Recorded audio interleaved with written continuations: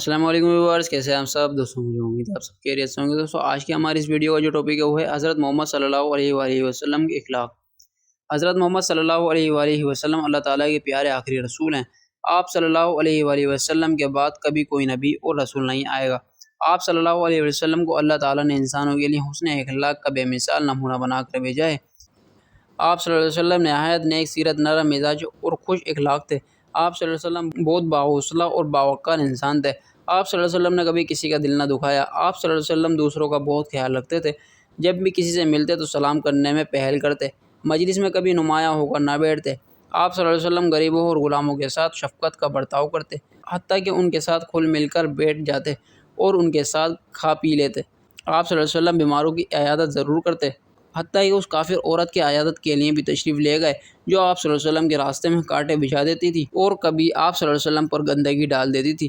آپ صلی اللہ علیہ وسلم بہت خوش مزاج تھے۔ ایک دفعہ کسی نے آپ صلی اللہ علیہ وسلم سے سواری کے لیے اونٹ مانگا۔ آپ صلی اللہ علیہ وسلم نے فرمایا، میں تمہیں اونٹنی کا بچہ دوں گا۔ اس شخص نے کہا، میں اونٹنی کا بچہ لے کر کیا کروں گا؟ آپ صلی اللہ علیہ وسلم نے فرمایا کہ اونٹ بھی تو اونٹنی کا بچہ ہوتا ہے۔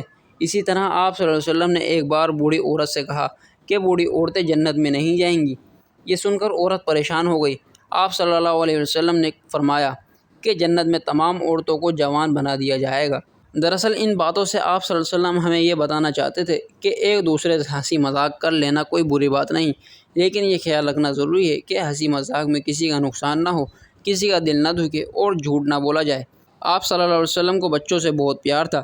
کہیں بچوں کو دیکھتے تو انہیں خود سلام کرتے اور پیار کرتے اور پیار سے سواری پر اپنے ساتھ بٹھا لیتے۔ جب کوئی نیا پھل آتا تو آپ صلی اللہ علیہ وسلم سب سے پہلے اس کو دیتے جو مجلس میں سب سے چھوٹا ہوتا۔